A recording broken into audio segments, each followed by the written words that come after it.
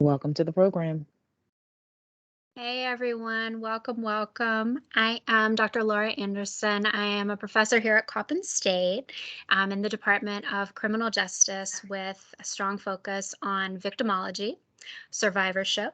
And so I thought that this expert panel tonight would be a wonderful opportunity to really explore issues with marginalized crime victims, survivors, especially in the wake of the pandemic, given all of the research that has shown the unique challenges that these underserved communities really face during this time. So I'm absolutely delighted to introduce our panel to you in just a couple of minutes. They're amazing. I could go on about them each all night long. But before I do that, I wanted to turn it over to my chair, Dr. Johnny Rice II, who has been such an amazing mentor during this whole process of planning this event. So without any further ado, Dr. Rice to bring greetings tonight. Thank you, Dr. Anderson. And I would like to also welcome all of our guests, our distinguished panelists. We look forward to hearing from you. And on behalf of our president, Dr. Anthony Jenkins, as well as our Dean, Beverly O'Brien, and Team CJ and all the other great departments in our college, we welcome you. And you'll hear from some of our expert colleagues that represent those respective departments as well, and they'll share a little bit about who they are and the great things that they're doing. I want to really acknowledge Dr. Anderson for really taking the lead with our colleagues to move this event forward. I think that in many instances, there's a big focus on crime and violence, and victims are often an afterthought, unfortunately. But we look at victims as transforming into survivors. We understand that the lived experience in Baltimore, as well as outside of our great city, healing and trauma, healing over trauma, right? Processing trauma. It's just so many different things that I think about. And I could go on, but I will stop. I teach victimology courses, and as I reflected for a minute, I thought of some of the faces of people who have transitioned in the past and recently. And I know that this panel will amplify and uplift the voices of the voiceless, but also share personal, professional, academic experiences that can educate and inform our students and the public and have people do more. So I told Dr. Anderson I'll be unable to be a panelist, so I better stop. I feel like I want to just jump in now. And so I will stop here. But again, I appreciate you all giving your afternoon, evening to us. And I look forward to hearing you share what it is you are going to bring forth. Thank you. Thank you, Dr. Rice. And again, thank you for, joining us this evening, everyone who is able to be in attendance. I know it's an absolutely crazy time of year. I'm so appreciative of our expert panelists. Like I said, I could go on all night about each one, what they bring to the field of victimology, what they bring to understanding survivors. But in the interest of time, I wanted to offer some brief introductions. I did want to say this. I don't see a couple of our panelists on here right now. So if they do join, if anyone, it comes on late, please let me know. I can, at the next opportune moment, introduce you, let everyone know how amazing you are, and then go from there. But in terms of the wonderful panelists that we do have tonight, I wanted to start with Dr. Gary Jones, who is also my technology mentor, amazing friend, and eminent social work expert. He is currently assistant professor and director of field education in the Department of Social Work here at Coppin State. He has been a social worker for how many years, Dr. Jones? It's all blending together now. Oh, I'm so sorry. I think you're muted. Let's see. One more time, Dr. Jones. They changed them. over 20 years. Can you hear me now? That's what I thought, Yes. that it was over 20 years. So I wanted to make sure that, we highlighted that you have just wonderful experience in social work, and you'll be bringing us your expertise on that tonight. I also wanted to next highlight another amazing friend, mentor here as well, Dr. Christopher Rivera, who is, I want to make sure I have his title right, he's the assistant professor in the Department of Applied Social and Political Science, which is always kind of a handful to say, here at Coppin State, has amazing research, international research expertise in a multitude of areas within this discipline. He is going to be bringing us his expertise tonight, especially as it relates to marginalized members of the LGBTQ community. And so I'm so delighted that Dr. Rivera is here. I also wanted to introduce Angela Lee from the National Domestic Violence Hotline. She is currently the director of, I'm so sorry, why is this? See, my eyes are failing in my old age. I'm sorry. The director of Love is Respect. And they have been with the National Domestic Violence Hotline for 11 years now. And her passion is really empowering young people to find the best versions of themselves. And so hearing how domestic violence survivors, best practices for working with survivors from marginalized communities, challenges and everything, I think is particularly timely. We were discussing, given, some national events going on this week with the Johnny Depp and Amber Heard trial. And so members of the public focusing, kind of increasingly on this topic. I wanted to mention that even though I don't right now see her among the attendees, but Miss Sterling Harris is another potential panelist this evening, someone who Dr. Rice suggested, just a wonderful recovery expert, coach for women, in that community, an author, many accolades I could say about her. So I'm hoping that she'll be able to, join us this evening. But if not, hopefully we can get her perspective at some point down the line. And a similar principle applies to our final panelist, who is Miss Yolanda Nelson-Swain. I don't see her on here either. Hopefully, she can make it and I can introduce her in a little bit more depth. But she is currently an expert within the city of Baltimore, working with survivors of homicidal violence, family members who have lost other family members, obviously, to homicidal violence. She works right now as program manager for the Homicide Survivor Advocacy Program here in Baltimore. So hopefully we can get her perspective tonight. But this is the panel that we have assembled. I am tremendously excited. And so with no further ado, let's go ahead and get on to the questions. Dr. Jones, if you don't mind, may I start with you this evening? Sure, thank you. Thank you. Okay, awesome. Well, again, welcome. Thank you for being here. Thank you for lending your considerable expertise in this area. So with our first question, from a social work perspective, why do you think that some people are marginalized from the criminal justice system? Thank you, Dr. Anderson and colleagues, for this opportunity to discuss a very important subject matter. And so, from my perspective, social workers look at it from different perspectives, different reasons why individuals in our society are marginalized. One reason could be historical. We are part of a system that's punitive, that many times look at individuals as property, items, objects. We know that the history of our society, when criminal justice system look at individuals as the have and have-nots. Mm-hmm. And so there are different things that will impact one's contact with the system. Many times a system that don't look at individuals as human beings, but as objects. So humanity is what we look at. As social workers, we look at treating every individual with dignity and respect, and being inclusive of sexual orientation, religion or non-religion. It shouldn't matter. All individuals need to be treated with dignity and respect.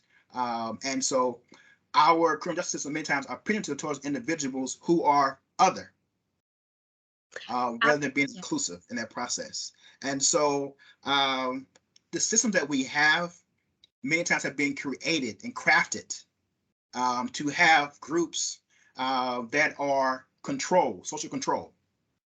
And so as social workers, we're partnering with individuals who are survivors, victims of crime. And as social workers, we partner. We don't save anybody.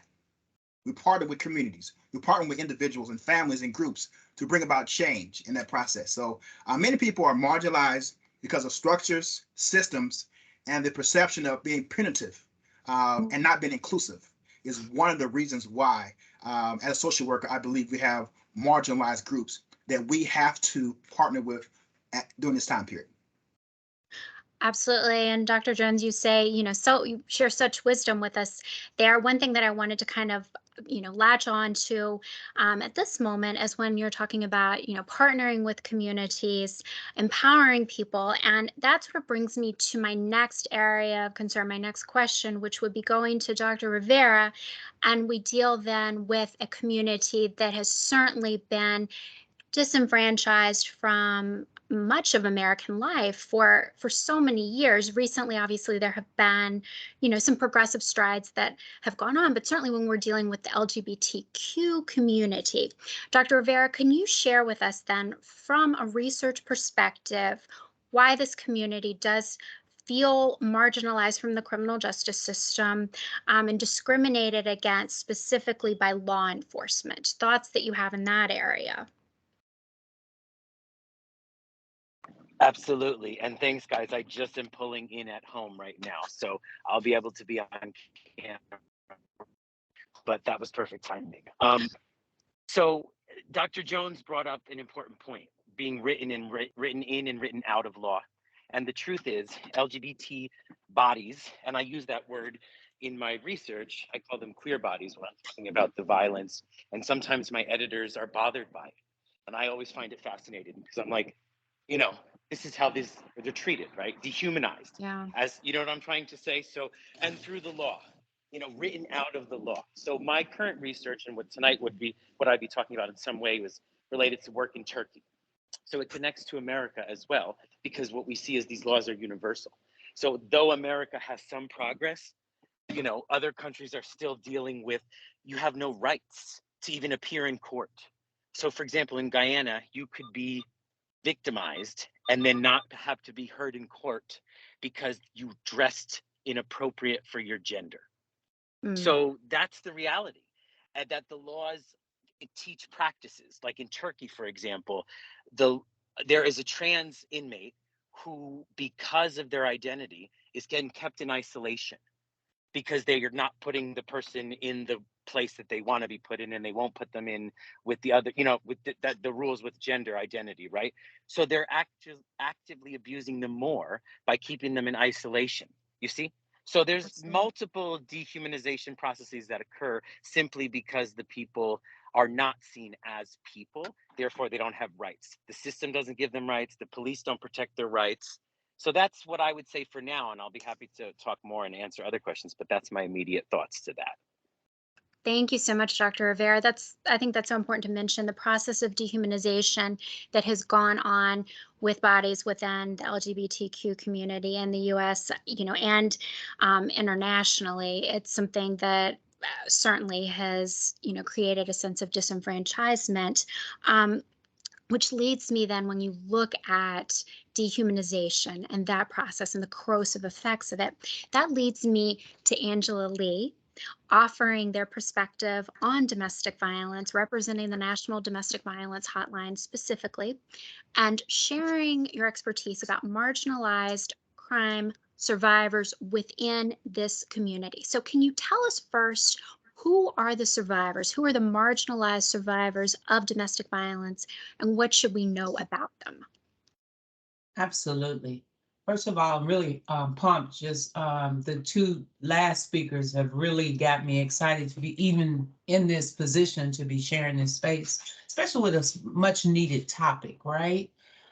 First, I would like to talk about domestic violence, and you're going to hear me use abbreviations. DV stands for domestic violence. IPV, of course, stands for intimate partner violence. But domestic violence is an umbrella term, right? And it encompasses intimate partner violence, dating abuse, and relationship abuse. but it's all connected to a pattern of behaviors used by one partner to maintain power and control over another partner in an intimate relationship. And it's real important to share that. Now, as far as the hotline and love is respect, we consider all minorities marginalized. Like, some examples include communities excluded due to race, gender identity, sexual orientation, age, right? Physical ability, language, etc. The list goes on and on. But everyone deserves to be, and I love the way Dr. Jones said this, in a healthy relationship, free from abuse, but also a respectful relationship. So at the hotline, what we do, we call it intersectionality and IPV. Part of survivor-centered trauma-informed advocacy is understanding how survivors intersecting identities, especially identities that are marginalized or oppressed, can impact their experience with the abuse itself. And their ability, right, to seek and receive help or even reach out, whether that's law enforcement or other resources. But also at their options in addressing the abuse. It's also equally important to understand how a survivor's identity and culture can shape their experience. So the intersection of different marginalized, oppressed identities with IPV can create unique issues for survivors. For example, a gay survivor who experiences homophobia or heterosexism, may be threatened, to be outed by their abusive partner. So it's so many different layers that are in play. And it's important for us to know that oppression plays a leading role in creating and maintaining systems that perpetuate suffering and trauma. The more we understand this relationship, perhaps the more we can understand how that trauma affects us individually and collectively. I think that's so essential, exactly, when you do look at that idea, of oppression. And that leads me to what I want to ask, our next expert panelist, Captain Joanne Wallace. But I would be remiss to not note at this point that I see that Miss Yolanda Nelson-Swain has joined us. I'm so happy. I'm so sorry that the first link did not work, but I wanted to welcome you, tonight to our program. I had introduced you a little bit earlier, shared, your eminent qualifications and expertise, especially as it deals with families of homicide victims. And so I wanted to come back to you in just a couple of minutes I have so many questions for you, but I just wanted to, first go to Captain Wallace, then I will be back to you. But again, welcome tonight. Thank you so much for coming. We're so happy to have you. Captain Wallace, it is wonderful to see you. It is just, I wanted to make sure that I got to do a full introduction for you, because I think that somehow I did not do one earlier. So I just wanted to mention again that you are a senior leader within the Baltimore Police Department. You're currently the commanding officer within the Northeast Division. You have been an excellent master's student here at Coppin, graduating in May, several incredibly exciting things, that are in the pipeline, including the birth of your first grandchild in October. So again, many, many congratulations for that. And I wanted to mention, before I ask my first question of you, that you have extensive expertise in dealing with marginalized populations from that law enforcement perspective, that you've been with the Baltimore Police Department since 1997, and you've held a variety of positions where you are working to build ties with the community, including as a member of the homeless outreach team. So my first question to you then, of many, would be, when you are giving us, of course, this vantage point, can you tell us about the traditional challenges that law enforcement has faced when you are dealing with marginalized victims of crime? For example, people who culturally may not specifically feel overly comfortable with police, or who may feel somewhat alienated from society overall. And again, welcome. Sure. Well, good afternoon, everyone. First of all, Dr. Anderson, thank you very much. You're my inspiration, and I love you. So thank you so much. Right back at you. But, Cheering up. So I think what I've noticed the most, and I'm coming up on my 25th year with the department, that even working as the supervisor for my last two assignments were I was a sergeant, and I founded the homeless outreach team, which has been disbanded since COVID. And then I was the coordinator of the crisis response team, which is our crisis response, which we respond out to all of our mental health calls. One thing I've noticed about, especially with the homeless outreach, is that we need to, at this point in time in the police department, post unrest, is to meet the citizens and individuals where they are, and that I can't apologize enough for some of the experiences that some people have had with Baltimore City Police.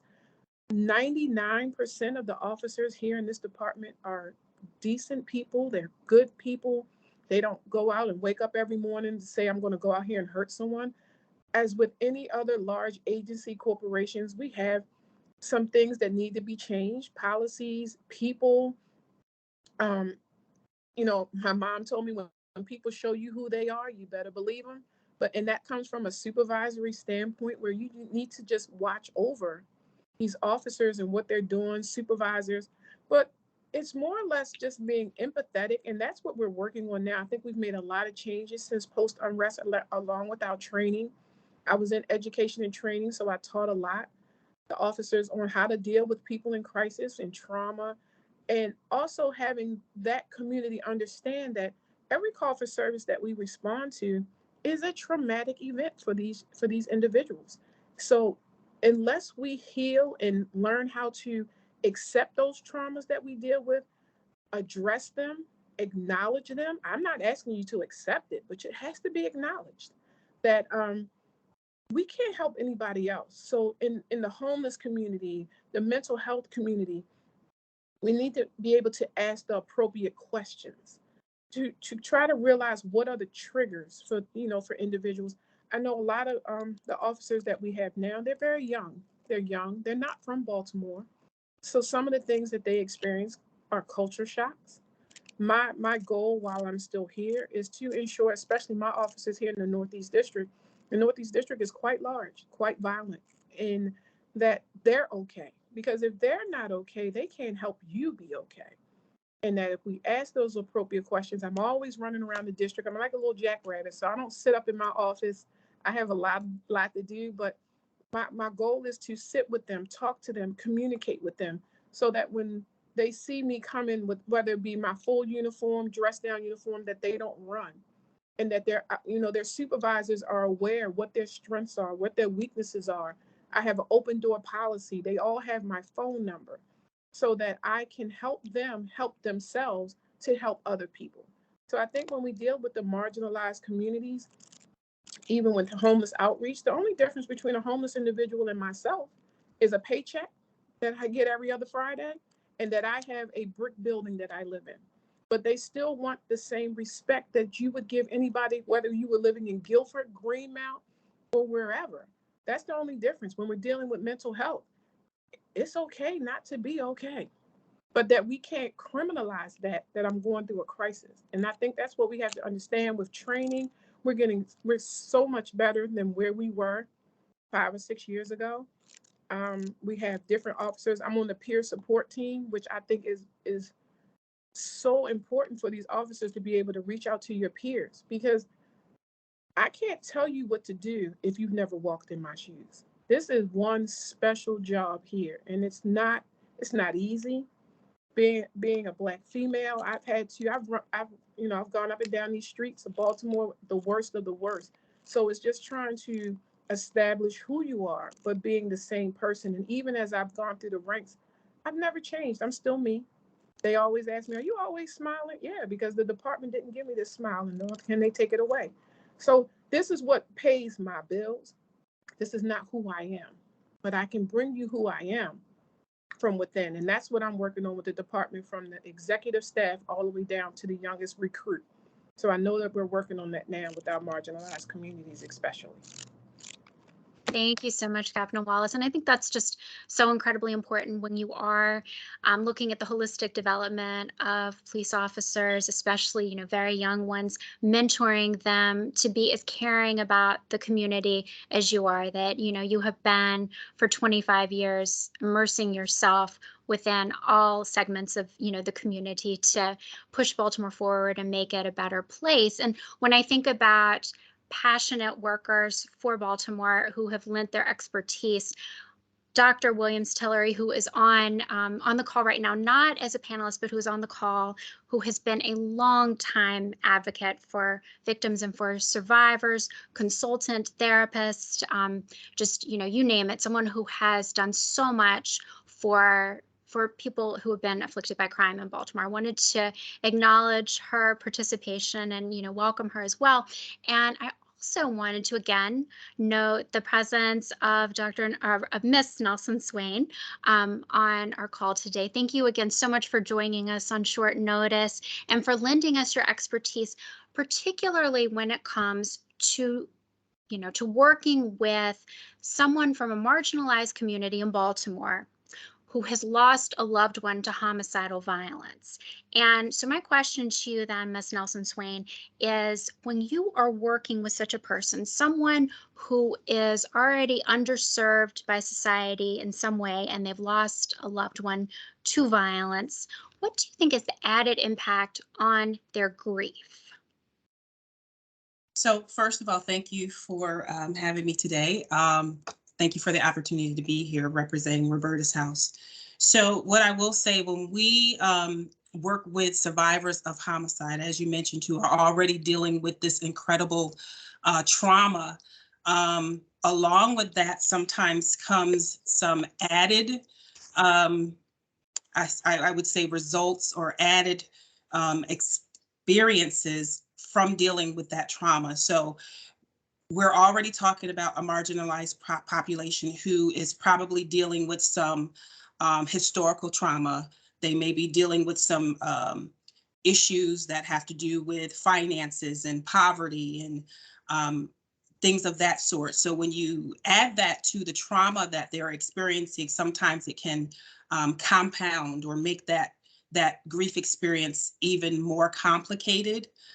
When you start adding all of those additional things on top of the loss that they're experiencing, and then having to say they have a negative experience with the police department, when that homicide occurs, then they have to interact with the police department. So sometimes there's fear of speaking with the police department because they don't know what the retaliation may be. They don't know if they'll be labeled a snitch.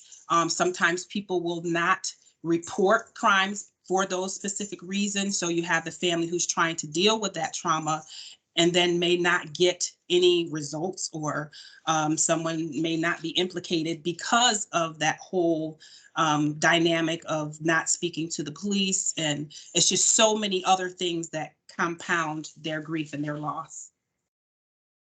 Thank you so much for sharing that. And absolutely. And I think that we can all, everyone, on our panel, all of our participants, anyone who's attending tonight, I'm sure that, grief is universal. We've all felt it. And then kind of the added impact of when you feel like you can't go to someone, or you're not connected to, to someone else, or you feel alone. And it's just, I can only imagine what a horrendous feeling it is, how it, prolongs the unhealthy part of the grieving process. And it's definitely something that it's wonderful, Ms. Nelson-Swain, that, everything that you've done in that area for survivors to try and allay a lot of this pain and grief. And speaking again of this outreach to marginalized populations, coming back now to Dr. Jones from the social work perspective, can you offer us some suggested best practices for reaching marginalized victims and survivors of crime and assisting them through the trial process, and perhaps some considerations that young social workers, fledgling social workers, should keep in mind when dealing with this population?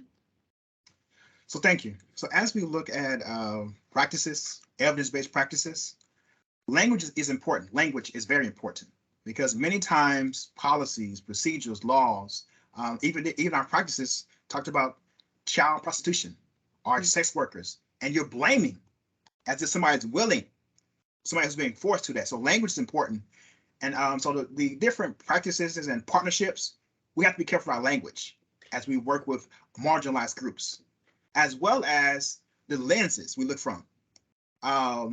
Privilege, power, and authority. And so as an outsider trying to partner with systems, we have to be careful that we don't neglect the privileges that some the marginalized groups don't have. When we look at intersections, gender, ethnicity, just Black women in general, that's a double jeopardy. Malcolm X said that the most unappreciated person in America is the Black woman. And so intersectionality, and we have to be careful with language and not put one group over another, but understand that all groups, when we work with them, we have to be careful when partnering with them and looking at it from a trauma-focused lens. Some of our families are being re-traumatized because this is not their first loss. And then you got to tell your story over and over again. It should be written down. They should not tell the story to everybody they meet. And when they go to services, they shouldn't say, well, go to that service over there. It should be a one-stop shop. There should be no wrong door when we come for services and help as we partner with them. Because research talks about how we just look at missing, exploited young people, or in general, exploited, missing. Over 600,000 people every year come up missing. And so let's say a family is trying to get a service. We shouldn't have to send them over here and over there. We should make sure that they can go to one place, get mental health needs, get supportive needs, and all those various things, and so that they're not feel as if they are not valued or cared for in that process. So language, our lens, and advocating for those who are marginalized. And so I'm gonna end with this. You talked about new social workers, or emerging human professionals, or those in criminal justice. I would tell anybody, if you come to with a marginalized group trying to help them, you waste your time. Dr. Watson said this, but if you came because your liberation is tied up with theirs, we can work together. And so I have this mentality that we have to be there for our community members, because when they're in pain, we're in pain. And we have to work together to bring about transformational change so we can stop individuals being exploited, marginalized, and abused and exploited in our society. And so those are my suggestions. Thank you so much, Dr. Jones. I think that that's so important, exactly, that we're all travelers together on the same road. There's not, this mentality of doing something from 9 to 5 and then going back to a privileged life. Exactly, that there has to be a fundamental change within society, that we're all working on, walking on that road, together in order to truly, truly make an impact, a sustained impact. And that really does bring me then to my next question. When you're considering this whole idea of perhaps callousness, historical callousness on the part of some components within the criminal justice system. Certainly then, Dr. Rivera, that applies to the treatment of trans women within the criminal justice system. Statistics suggesting that they are 4 times more likely to be the victim of crime, a minimum probably of 4 times more likely, probably higher than that. But yet a lot of these crimes are not reported, not cleared, and only in recent years has there been a media focus on trans women turning up dead throughout communities, really throughout the country. So my first question to you then on this topic would be, what would you tell us about possible explanations for these high rates of victimization? Okay, so many things, and I wanted to respond also with Dr. Jones said, but with the trans community reality, one of the things that they face is that they're not written inside of law. Therefore, their loss doesn't register. It is not like, if we're extending Dr. Jones, the language of the law doesn't include.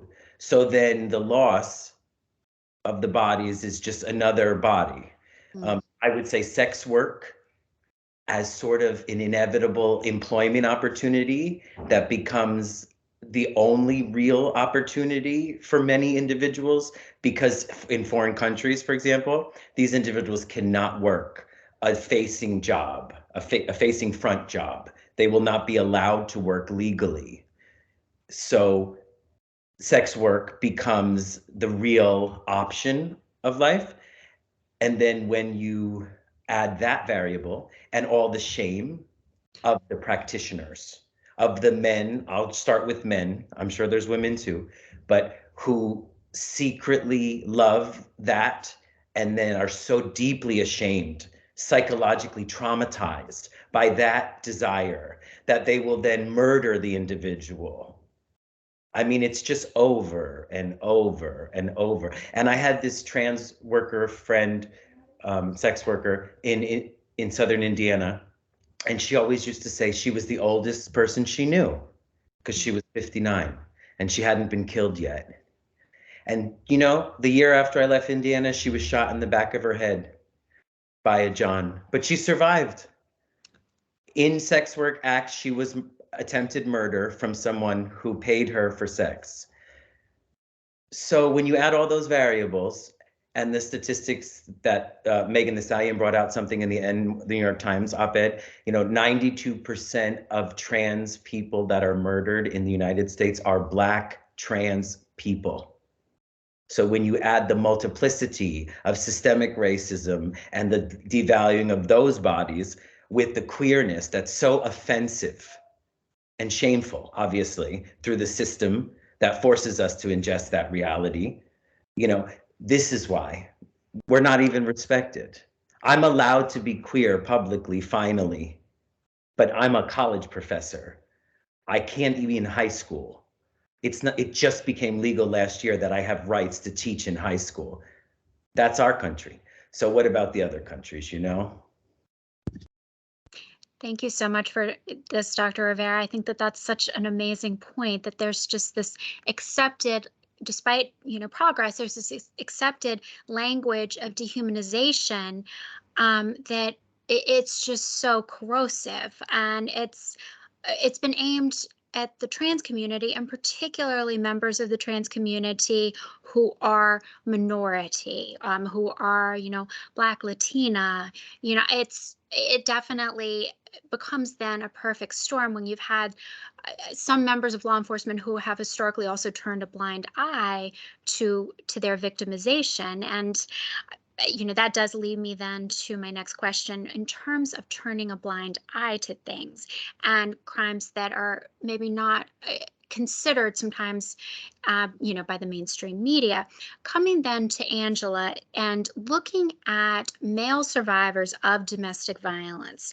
My question then would be, you know, because obviously there's a portrayal in mass media of a certain type of domestic violence relationship, and it doesn't often tend to include male survivors. So, Angela, you know, in your expert opinion, having done this for over a decade, worked with this population, why do male survivors feel this stigma that obviously they shouldn't feel? And some suggestions then perhaps for working with them, getting them to come forward. Yeah, thank you. You know, societal messages, you know, gender stereotypes, you know, make it difficult to view men as victims or survivors. We hear it all the time on the lines, right? You know, men are supposed to be strong and, you know, they're not taken seriously because how can a man be abused? And then it gets really, really complicated when it's a part of the LGBTQ plus community. But actually 1 in 10 men has experienced rape, physical violence, and stalking by an intimate partner. But I think it's equally important to recognize the tendency of males to underreport abuse due to, just like you said, like there could be embarrassment, there could be, and again, gender roles. I mean, that's as simply as I could put it. And it's unfortunate, but it's the reality, you know. I think change happens one conversation at a time, which leads to other actions because, policies, laws, everyone who's supporting this particular community to be educated on what that may look like. And coming from a place of wanting to help and respect can open up the door for people to actually really, especially male victims and survivors, to be able to share what's going on with them. But you would be surprised how many males are very, very, very uncomfortable, even when they didn't had the spiritual courage to reach out to the hotline. Like it's a process to be able to get them to admit that. So again, it's all about language empowerment and erasing that embarrassment, if that makes sense. I think that's so essential. Exactly. That, we can sometimes internalize gender roles without even realizing that we're doing it. And then it can lead to mistreatment of a survivor who comes forward, let's say with a first responder, or, feeling maybe going to a victim witness office initially, feeling that there's no place to turn and that his story is not being taken seriously. He's perhaps treated as someone who's being dramatic. And so certainly you see exactly that there can be a lot of alienation for people who are experiencing, looking at the statistics, are experiencing a serious issue, that there are a lot of men who are being victimized in a variety of relationships who are having to survive this. And so, absolutely, thank you so much for sharing that. And that brings me to my next question, this time of Captain Wallace. When you are, again, considering this idea of disempowerment and people feeling uncomfortable, perhaps with law enforcement based on historical contacts, based on maybe things that have happened in the past. My question then to Captain Wallace would be, what would you say as someone who is such a caring community leader, how would you recommend best practices for specifically engaging members of the LGBTQ community who may have felt marginalized in the past? Well, we definitely, so at the police department, we do have an LGBTQ liaison, which is who reaches out to the community for the police department and to give a better understanding of the LGBTQ community. We have training now. So with training is the biggest thing that we can give for the officers, is training. Having members of the LGBTQ community come in, speak to the officers, try to give them an understanding of the different terms, how to approach, how to address, what makes you comfortable, how should I speak to you, and what do you need me to call you? Because there's so many different changes that are going on throughout society, and especially with the LGBT community, to ensure that they're comfortable. Because, even during, if it's an incident where they have to be detained, or, how do we transport? Where do we transport to? What would make you comfortable? How would you like me to address you? So it's with training, it's with understanding. You're going to get that through expertise, through members of the LGBTQ community. We have officers in the department now who are a part of the LGBTQ community that we can reach out to them. So as we reach out as peers to address the LGBTQ community, and just be empathetic and understand what their triggers are as well. So with any community that we deal with, understanding who they are, meeting them where they are, and being able to communicate with them at the level that they understand and that they can understand us, that we're still governed by policies and procedures, but we do have policies in effect right now that deal specifically with the LGBTQ community.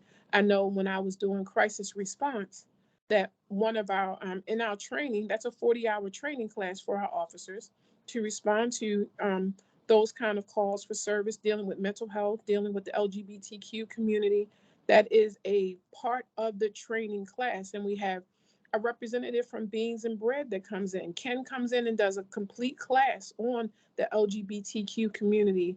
There's paperwork so that we understand the street lingo from the LGBTQ community. dealing with the youth in the LGBTQ community. We have training now going on dealing specifically with youth. Part of that training is dealing with the LGBTQ community with our youth and understanding what resources we have available, and that going through whatever the event is, be it traumatic, be it just an everyday part of living, that we can offer the necessary resources to the LGBTQ community. So it's more with training, understanding, and empathy when we deal with the community. Thank you so much, Captain Wallace. It's very educational to learn. And I wanted to share something that I had just seen in the chat, that Dr. Rivera has volunteered to come and speak, when you need him. And I think that would be such an amazing presentation to enhance the training that's currently going on. And kind of going along with this idea of empathy and having, increased understanding for different communities. I come now to Ms. Nelson-Swain. When you are looking at underserved populations, I'm just curious from your perspective on this, that, let's say that you have a social worker, community activist, someone who is engaged in community work, who's coming from a place of maybe traditionally more privileged, who is not coming from a traditionally underserved community, but who wants very much to help someone from that community who is experiencing specifically grief and loss as a result of homicidal violence. Are there suggestions and best practices that you would make for, someone who's kind of coming into this new role? Definitely, yes. So for someone who is coming into this new role, my first thing I would say is definitely you would have to consider and think about the people that you're serving. You have to become aware of historical events surrounding that person or the client that you're serving. You want to be able to promote healing that will help educate yourself as well as them. When we talk about cultural systems, you want to help them to find and develop pathways for healing.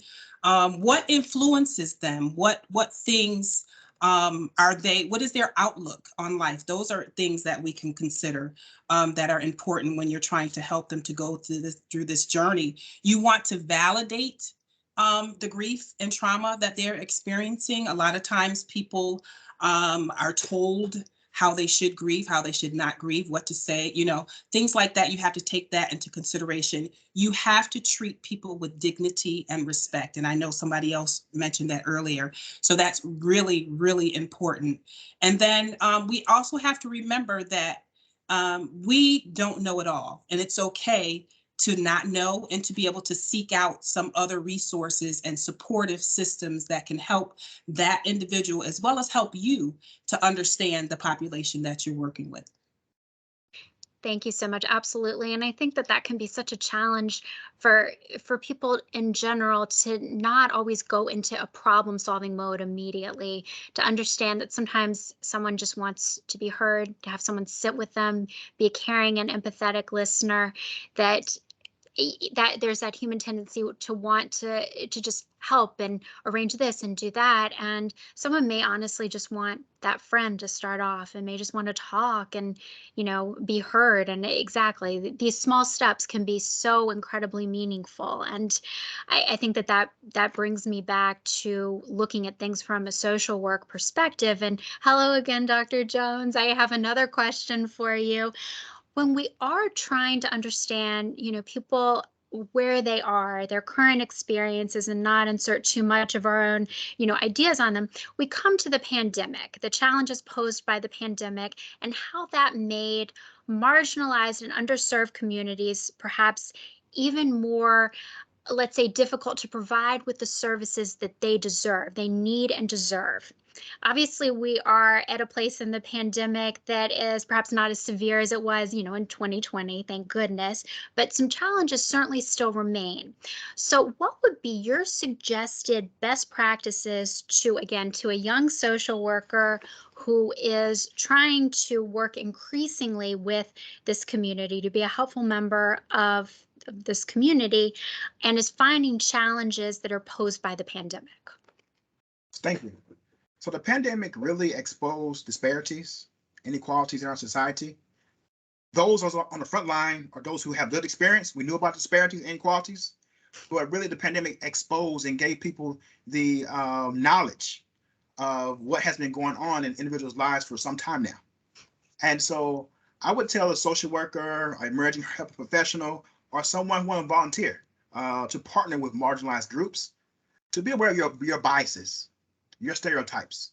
Because we all have biases.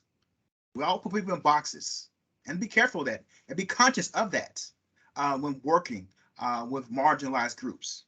Looking at it from their perspective. And looking at it from their perspective, you are able to say, not, well, I made it, why can't they? No, it's about their experience, what they're going through. Everyone handles trauma differently. You could be in the same household, have the same loss, have a different coping response to that event. And so we all have different coping mechanisms to trauma, to different lived experiences. And we live in an understanding historical perspective, we live in a society that put people in jail for some coping mechanisms. Now we're saying that it's a mental health crisis.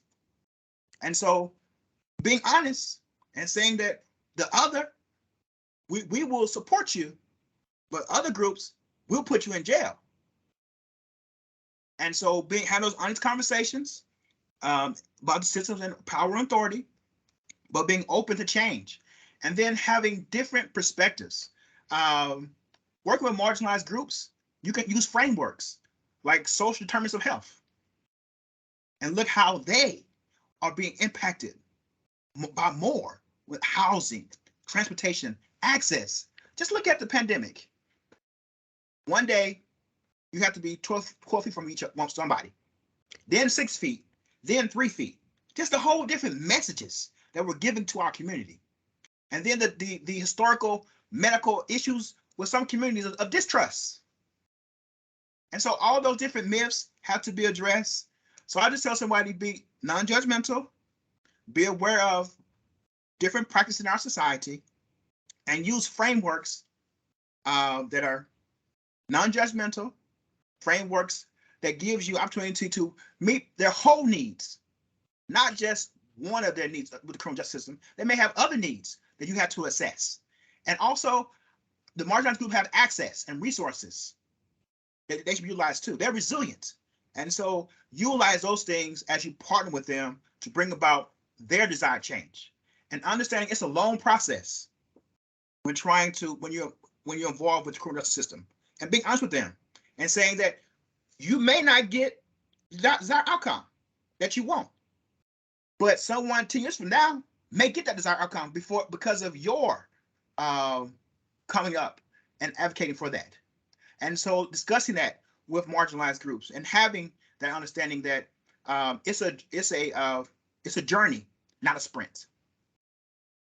That is so, so important, Dr. Jones. Thank you again for, such a thoughtful and heartfelt answer that, when you are looking at such systemic disparities, such understandable distrust that can seem like an initial obstacle, there are still ways certainly to build these bridges, but COVID has really laid bare these disparities in society that I think a lot of people have not wanted to look at.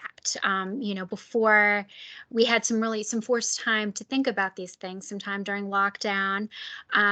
And definitely, again, one issue that I think a lot of people did reflect on is the continuing mistreatment, discrimination, towards the LGBTQ community. And one measure, Dr. Rivera, that has been suggested to bridge this gap when you consider the relationship of this community to law enforcement is to make really dedicated and intentional efforts to increase the numbers of specifically out officers within law enforcement, as well as trans officers. So what would you say are, potential benefits that you would share to someone who is perhaps a skeptic, someone who is open, an American who is open to learning more information but needs more information? What would you say to that person? Yeah, sure. First, I want to say thanks to my class. I see y'all in the audience, so thank you. for joining. I'm conflicted because, of course, representation is super important. And I think being an openly LGBTQ professor and professional really means something to people. And I understand that responsibility.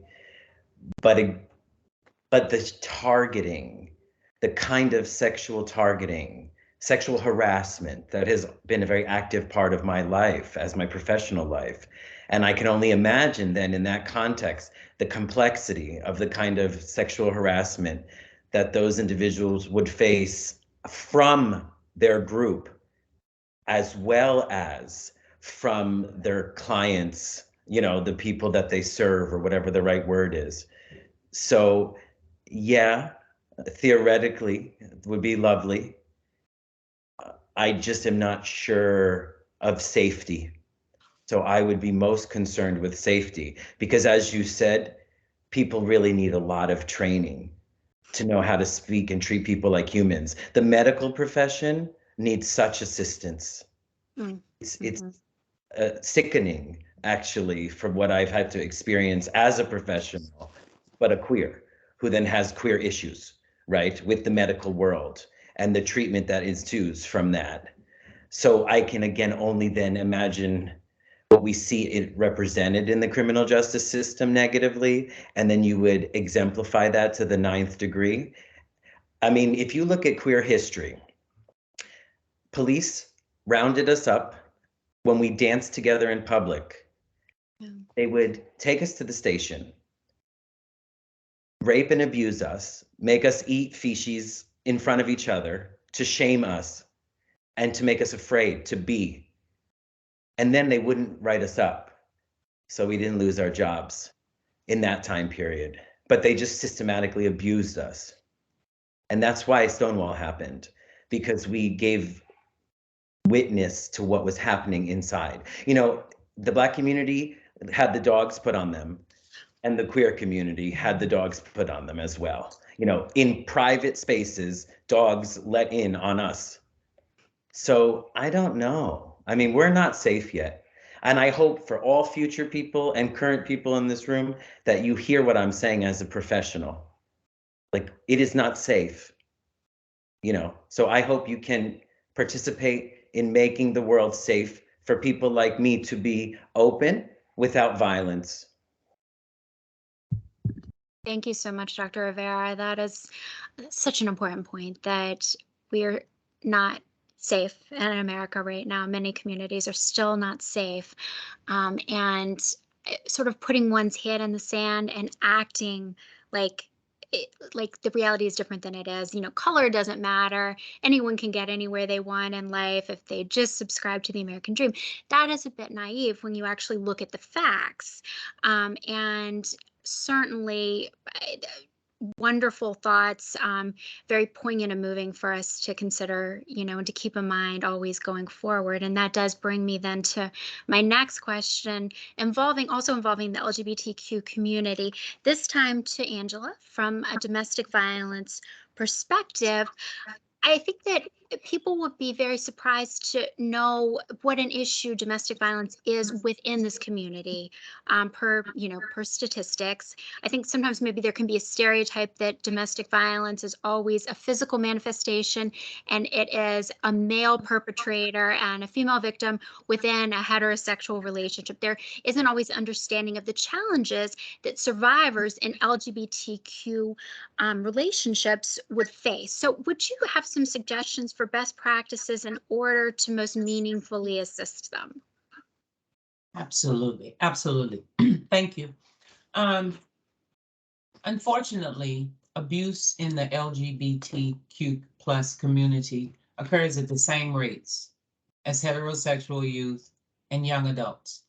The National Love is Respect is a project of the National Domestic Violence Hotline. We were established in 2007, right? One of the reasons we were established and the continued driving force behind us being present is we know that dating violence is preventable. Dating abuse is preventable, which could lessen the numbers for people being survivors, right? there's 1 in 3 young people, and I'm gonna just say gay, straight, or in between experiences, right?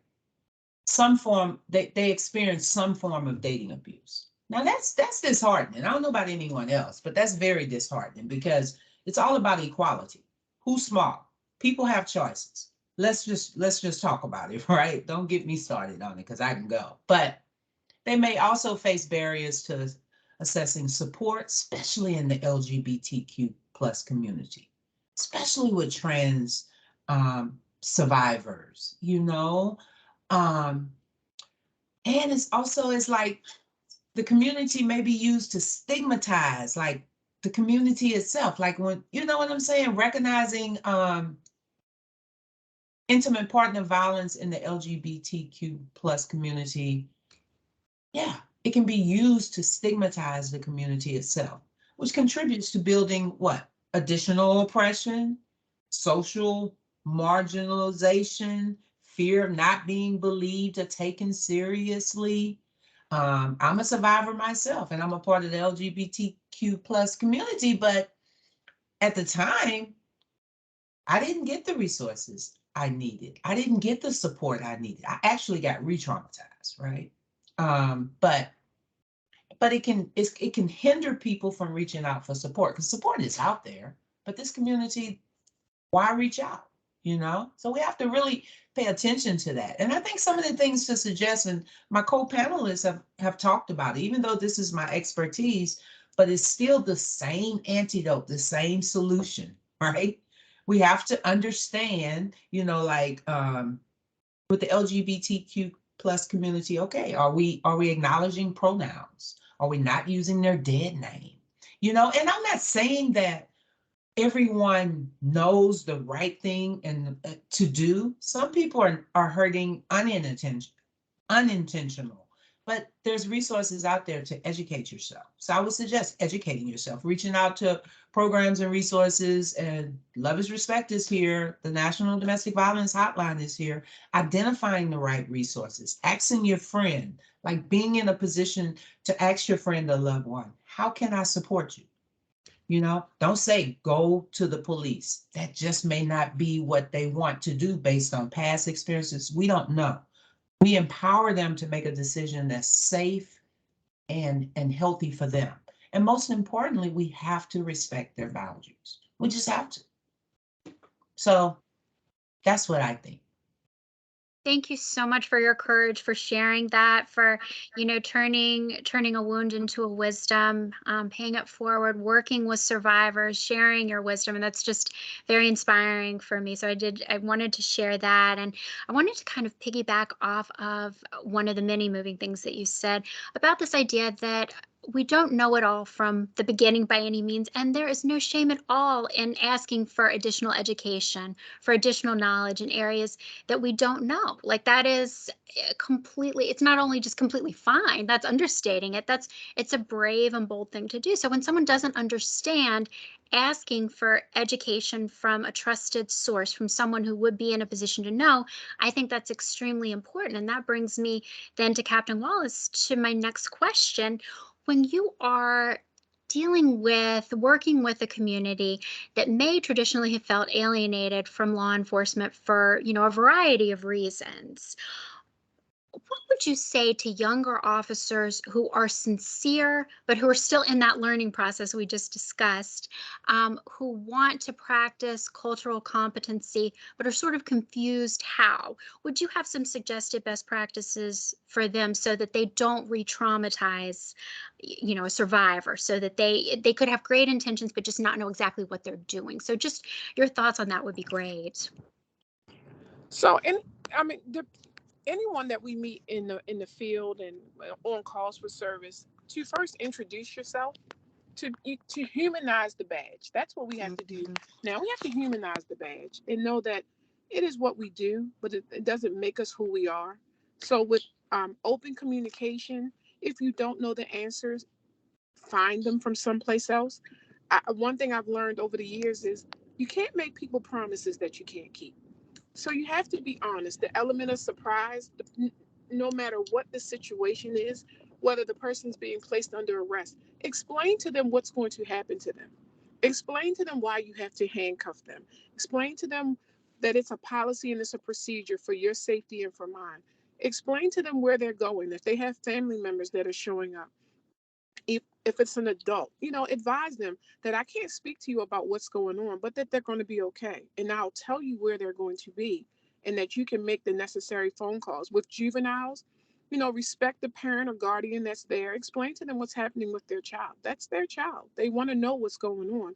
So it's just about open communication, being honest with people, giving them the full circle and gamut of what is going to happen. And that when you deal with police officers, that that everything that we go to is something new for us. Every call for service that we respond to, there is a gun on the scene, if it's no more than ours, so that we have to feel protected as well. So the element of surprise and, your meeting or your contact with the police prior has nothing to do with the contact that you're going to have now. And that's a part of dealing with trauma, and that dealing with that maybe the officer that you spoke to before, the supervisor that you spoke to before, didn't give you the customer service that you needed or desired or wanted. And that if you're honest with them and you answer their questions and their concerns, that it'll be a better experience for both parties. And knowing that as a citizen, if you don't get the response that you need from the officer, or you feel as though that you weren't treated fairly, that there are supervisors for every situation, and that you can always request a supervisor so that you can get a complete understanding, because at the end of the day, every complaint that is made by a citizen has to be investigated by our internal affairs. So it's just about customer service, because we are customer servants, and that is our job. That is what we are paid to do. So it's just about communication, being, once again, empathetic and understanding where they are and meeting them where they need to be. And Captain Wallace, what comes through in that answer is just such empathy for people who are going through perhaps the worst night of their lives. The fear, being handcuffed, being taken to a place they don't know where they're going next, the uncertainty, and just, the kindness and compassion that you're showing, by addressing fears and concerns. I think that is such a lesson, and that is kind of a common thread then with coming to Miss Nelson-Swain with our final question then before we open it up for audience questions and comments. My question then has to do with kind of that similar level of empathy that, obviously you are working with people who have been through some of the worst pain that you can imagine. And as we close off the kind of official portion of the evening, is there a particularly memorable event or, a person from an underserved community that you have worked with, and lessons that you can share from understanding them on a deeper level and their loss that, we should know tonight? Sure. Yes. We serve numerous individuals who are from, underserved populations that come through Roberta's House. And so I would say as a representative of Roberta's House, we always try to meet our survivors where they are. We come to them, and what we do is we offer peer support. So our groups are for individuals who have had various losses, including homicide, and everyone in that group has experienced that loss. So we find that having that peer support is very helpful, because a lot of times people feel isolated or feel alone because nobody else understands or can imagine what they're dealing with or going through. And so there's so many different experiences that I could talk about when we have our groups and individuals who come in. They come in hopeless. They come in just angry.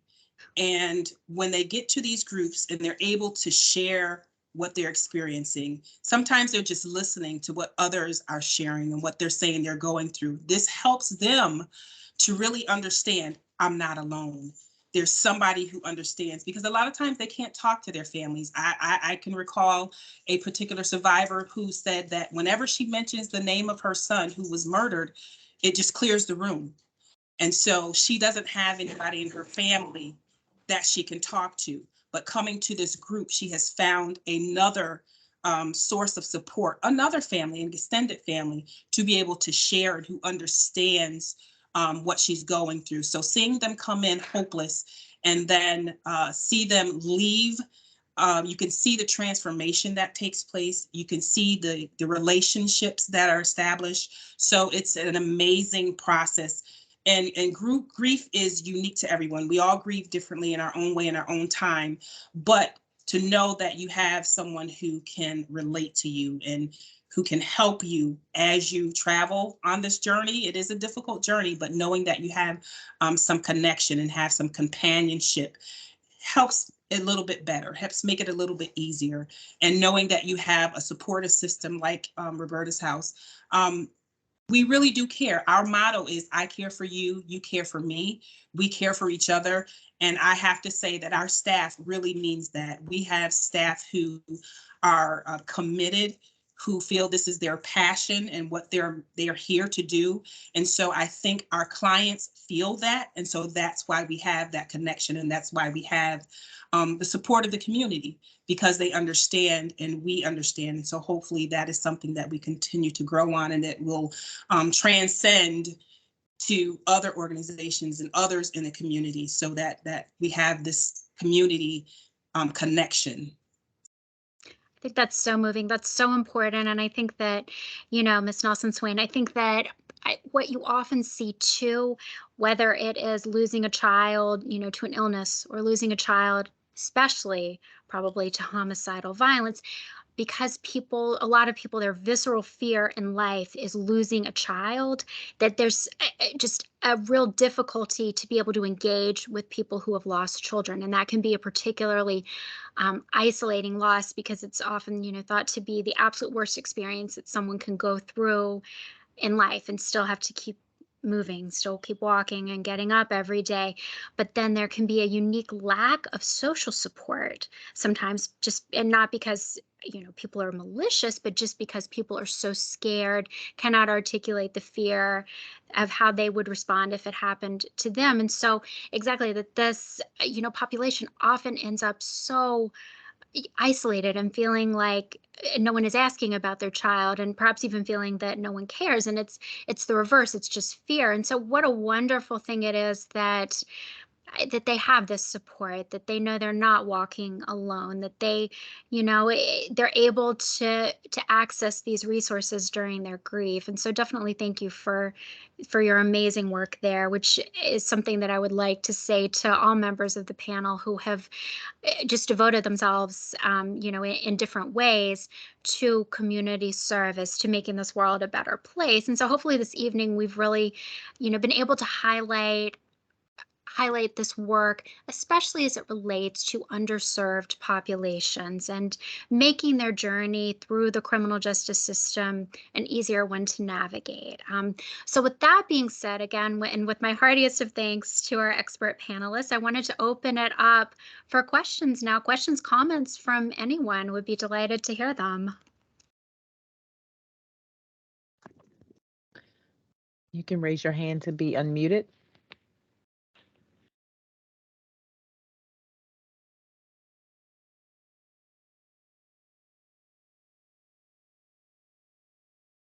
Thank you, Dr. Bates-Dennis. And I see some, compliments for the panelists for the amazing presentations. And I see Dr. Rice's hand is up. Dr. Rice.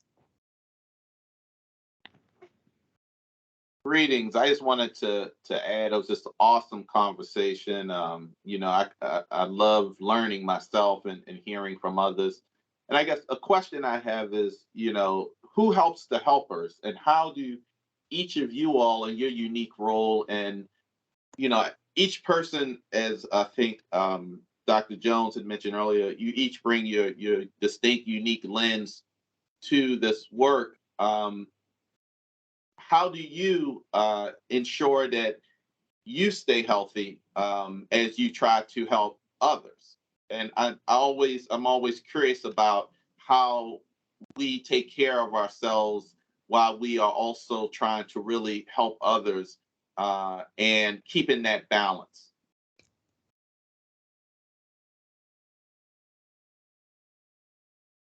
I can start answer that question for me anyway.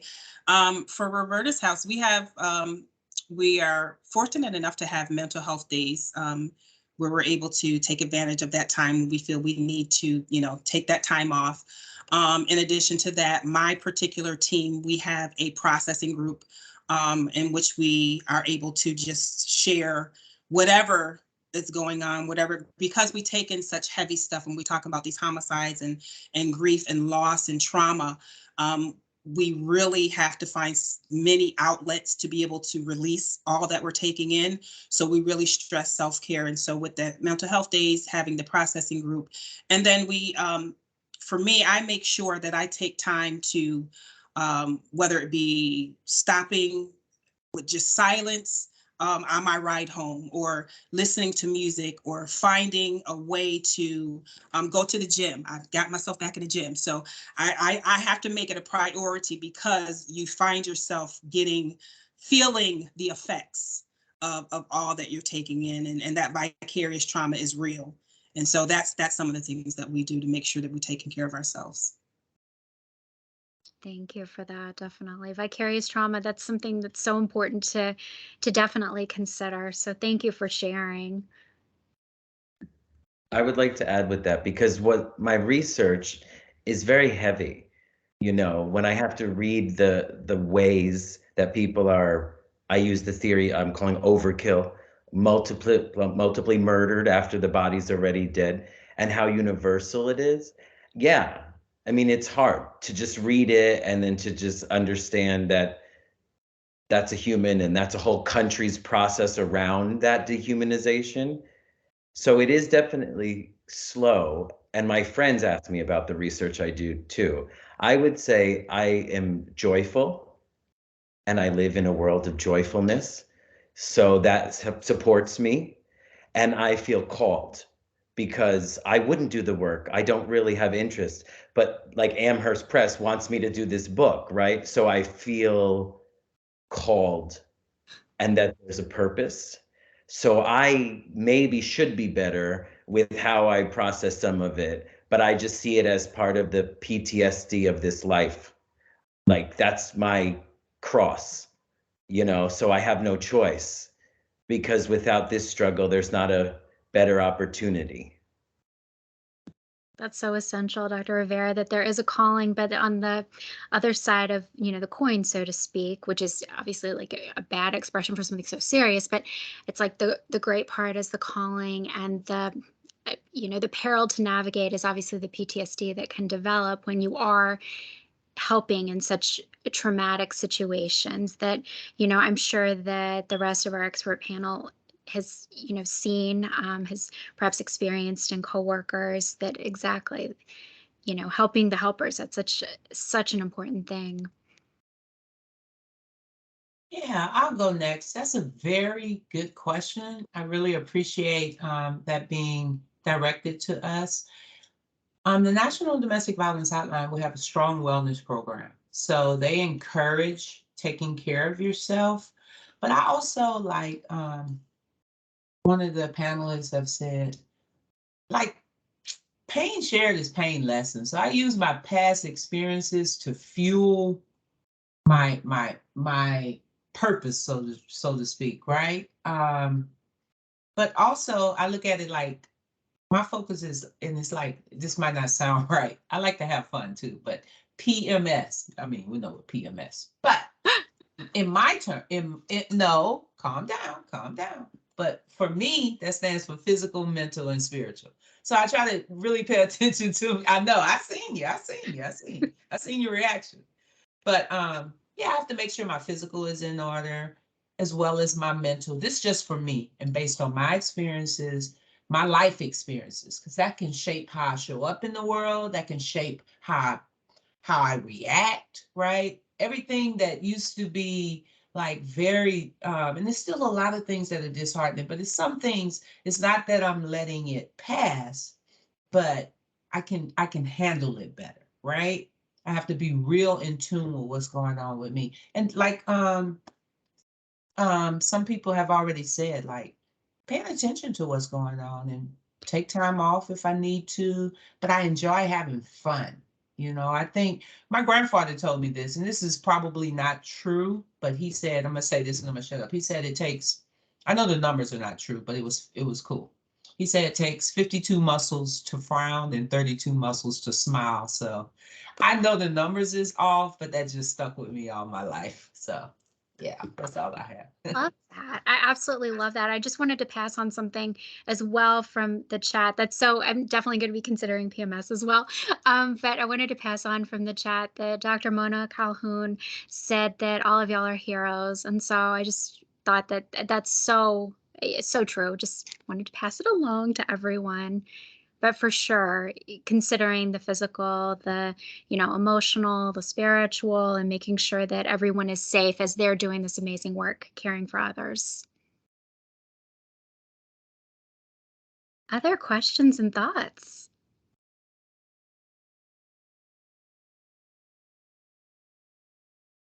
I would love to hear how the other panelists are taking care of themselves as well.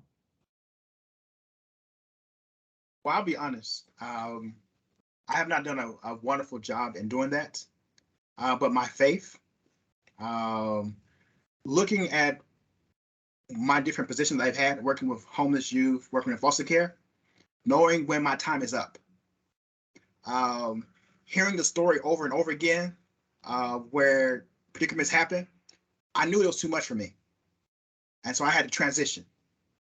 Because if I didn't transition, it would not have been good. Because it's secondary trauma is real. The vicarious is very, very real. And I had a daughter. And then hearing stories of what happened to my clients, I couldn't take it anymore. And so I had to transition from that position. So knowing when your time is up, having faith, supportive network, and then having colleagues and therapy. I'm going to start one day. I will start one day. I will go there. It's being recorded. I'll start one day. Therapy is not a bad thing. Going to therapy to make sure that I'm well. We go get our medical checkups, so we should get our mental health checkup as well. And so I think those things will aid in my journey of self-care. Therapy is so essential. I am definitely an advocate as well, Dr. Jones, for sure. Thank you for sharing that. And I see a couple of hands up actually in the chat. I see Professor Calhoun. Thank you again so much for joining us. Good evening, everyone. I was kind of hesitant to take the mic because I'm feeling quite emotional right now hearing this. And I just want to charge those of us that are on, and it's something just very simple, that when the recording comes out, just share it, because there are so many who either were not able to or, had other conflicts to join. But this is so important, not only for our Coppin community outside of the campus, but with internal. Because the reality is there may be faculty, there may be students, there may be staff who are dealing with some of these same issues. So I just charge you, even if it's one person or to your college or department, just share the recording and encourage them to listen to it. And again, thank you all so much. Thank you so much for sharing that. That is so moving. And hopefully, we can disseminate on an even wider level, and people who need to hear it the most will definitely be able to. And everyone, hopefully, I know that we would be able to learn and grow from our panelists. So thank you so much for that. I also see the hand up of, is this Miss Herring? Yes, it's Ania. Hi. Hello. I'm one of Dr. Rivera's students. Welcome. Nice to have you. Thank you. Thank you. I was listening about mental health, and I personally haven't dealt with trauma before, but I know people who has, a lot of my friends and family who has, and my mom has dealt with trauma as well. And I would say that her mental is not the best. I feel as though she doesn't really take care of her mental health she should be. And I live with my mom, so I see her as a prime example. So saying that people need to have self-care days is very, very important. Like my mom, she needs to have those, like very bad. She has got sexually assaulted about 3 times when she was younger. Well, when she was in her 20s. Meanwhile, I was like 7 or 8. And I really think that's really, really important. And people who hasn't dealt with trauma too, because some people can take on other people's trauma, and that could take a toll on people as far as their mental. I know I have. I felt their pain when it comes to other people. So I feel that that's really, really important nowadays, especially to a lot of teens. A lot of my friends that I was in high school with lost their parents, their closest friends. So I feel that that's very, very important to kind of get put in nowadays. Thank you so much for sharing that, for sharing those vulnerable and candid observations. And absolutely, that would be something that I would, ask our panel when you do have someone who has been through the worst things in life. How can we best assist them when you have someone who has endured sexual assault, who has endured a lot of loss at a really young age? How can we best be resources and lights in their life?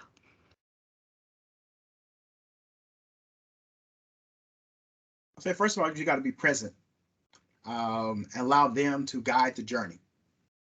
Being non-judgmental, just being listening. Don't give any solutions. And when they're ready to move forward, make sure you have the resources for them in their time, because it's their journey, and allow them that space. So often we try to say what we would do. It's not important what you would do. It's not important about your feelings, and don't start crying. Let them cry. Let them do. You need to let them release when they're ready to, and don't tell them how they should feel in that process. And so presence, I think, is key. Allow them to guide that process, but have resources when they're ready. And also just knowing when to take your break, like when you have to get out of the situation, like Dr. Jones said, when it reaches a level that is unacceptable to your well-being, at least temporarily, find your exit and find your peace, at least for a moment, so you can be there for yourself and then continue to be there for your mother, your loved ones. Absolutely. I think that kind of almost a similar principle to when we're on planes and, the announcement that obviously put your mask on first in the event of an emergency, and then on a dependent, on a child, on someone who needs you, that if you're not there yet, if you're not where you need to be, then it's much harder to help someone else. I see an observation from, it looks like from Miss Richardson. I just want to make sure I'm reading this correctly. Not allowing someone to rush your healing process from trauma is important. Exactly. Like this whole mentality that can almost be a toxic positivity, I think, in this country, like stiff upper lip. There's always someone who has it worse than you do. It's always darkest before the dawn. These things, especially darkest before the dawn, like it can be helpful to know, but obviously it can be minimizing of someone's experience to hear that when they're in pain. They may want to talk about it, and telling them to smile and look forward to tomorrow is kind of an invalidating thing for sure. And just want to throw this in there. A big mistake. It's going to be okay. We don't know that. Yeah. So it may seem minor, but I promise you it will hurt the situation. Yeah. And I have to add to that, saying, I know how you feel. That's another one that we wouldn't use. And also, I would just add to this on a personal level, hearing sometimes everything happens for a reason. That may be how people organize their own personal journey through the universe, but someone could hear it and feel very rejected by a higher power, or feel very unloved by society, or feel that on some way their experience with being a crime victim is being condoned. So I would just, from a personal level, kind of maybe urge people to be very careful with that language. It can be quite hurtful to someone, and it's, and someone could have the best of intentions and not realize how it could be like a knife to them in a way, for sure. It's just like Dr. Jones pointed out earlier in life, 500% agree. It's about the language. Yeah, I know we hear a lot culturally competent, but how about being culturally responsive? Like, absolutely. Because certain language can really be like demoralizing. You just never know what the experience behind that word is. So being very cautious on how we address sensitive issues. I couldn't agree more. Being very, very gentle, being the people that obviously we would want if we were going through that experience, and maybe we needed when we did go through that experience. And so, absolutely. Very, very thoughtful observations, wonderful questions. Do I see any additional hands up before our evening concludes tonight? I'm just making sure that oh, Miss Barnes, I see a question.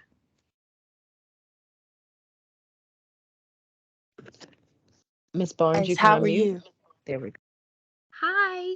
Good evening. It's not really a question, but my name is Zakira Barnes. I am one of Dr. Rivera's students. I was just going to say that the biggest thing that I've learned, honestly, is you just have to empathize with people and just meet a person where they are, because you never know what a person could be going through or their background or things that they've experienced or endured. So it's like you can never just judge a person off of what you see, but you need to know and understand a person internally to be able to, bear with them and like know their triggers and things like that, honestly. But I feel like that's something that a lot of people lack. Like, people just genuinely don't empathize and will be quick to judge a person off of anything, but don't even take the chance to actually get to know a person. So true. Bravo. That is such an important observation, that sometimes we come in judgment when we should always be coming in love, compassion, kindness towards each other. We can form a very quick impression. It can be based on perhaps someone's nerves, someone's trauma response, and we're assigning negative characteristics. I know that as a result of trauma I experienced earlier in my life, I can be very nervous when I meet new people, and I sort of overtalk sometimes to cover up for it. And that was kind of compounded with my son's hockey, because I was the youngest mom there. I kind of felt judgment and all of that. And so I would be like super talkative to some people and really nervous and kind of quiet with other people. And then I found out that the impression of me was that I was one, fake, and two, snobby. And it's like, not both of those, you can't, like, anything that one could say about me, you can't say either one. Like, I have many flaws, but like being fake isn't one of them, being snobby, isn't one of them. But it was fascinating to hear that impression. And it was based, again, upon nerves, trauma response, all of that. And so it was just a great lesson to myself and how I would want to navigate the world and, encounter new people, that someone could be extremely quiet, not because they are unfriendly or anything like that, but more could be going on. And so hopefully, as we're all navigating through life and through the criminal justice system in particular, there can be, that level of compassion that we've gotten from our expert guests tonight and from our questions. So it's been such a moving experience to be able to learn from everyone tonight. I just thank you all so much. Thank you for being here. And I hope that we can put everything we've learned tonight into increased action. So again, deepest of thanks to everyone. And I hope that you all have a wonderful evening. And I'll be looking forward to, getting to interact with everyone soon. So thank y'all so much. Thank you. Thank you. Y'all are amazing. I hope everyone has a wonderful evening. Thank you. Thank you so much. Thank y'all. Bye. Have a great night. You too.